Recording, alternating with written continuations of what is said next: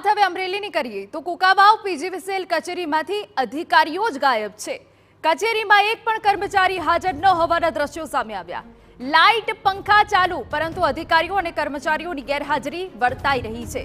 જાગૃત નાગરિકે video viral કરીને લોકો સુધી પહોંચાડ્યો છે કે જ્યાં લાઇટ પંખા ચાલુ છે પરંતુ અધિકારી કે કોઈ જ પ્રકારના કર્મચારી જોવા નથી મળી રહ્યા। અહીંયા અનેક એવા વિસ્તારો છે કે જ્યાં લાઇટ જવાની સમસ્યા છે। નાના બાળકોથી લઈને મોટા લોકો જે પારાવાર પરેશાની ભોગવી રહ્યા છે।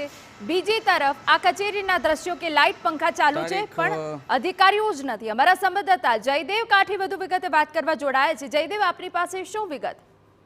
ટીના, જે રીતે વડિયા તાલુકાનું મોટી કુકાવાવ પીજીવીસીએલ કચેરી છે ત્યાંના એક જે સ્થાનિક જાગૃત નાગરિક છે તેમના દ્વારા એક સોશિયલ મીડિયા ઉપર વિડીયો છે તે વાયરલ કરવામાં આવ્યો છે। જેમાં સ્પષ્ટ જોવા મળી રહ્યું છે કે પીજીવીસીએલ કચેરીમાં એક પણ કર્મચારીઓ છે તે હાજર ન હોવાનો આ વિડીયો છે તે સોશિયલ મીડિયા પર વાયરલ થયું છે ને મોટાભાગની જે કચેરીના જે અલગ અલગ ઓફિસો છે ખાસ કરી ત્યાં એક પણ કર્મચારી છે તે હાજર જોવા મળતા નથી। ઉપરાંત ગ્રામીણ વિસ્તાર છે ખાસ કરી ત્યાં વીજળીનો પણ વારંવાર ગુલ થતી હોવાના કારણે લોકો પરેશાન થતા હોય છે। તેવા સમયે કોઈ કર્મચારી હાજર ન હોવાનો વિડીયો સોશિયલ મીડિયામાં વાયરલ થતા લોકોમાં પણ નારાજગી જોવા મળી છે। ઉપરાંત પીજીવીસીએલના કર્મચારીઓ સામે પણ સવાલો છે તે ઉઠી રહ્યા છે।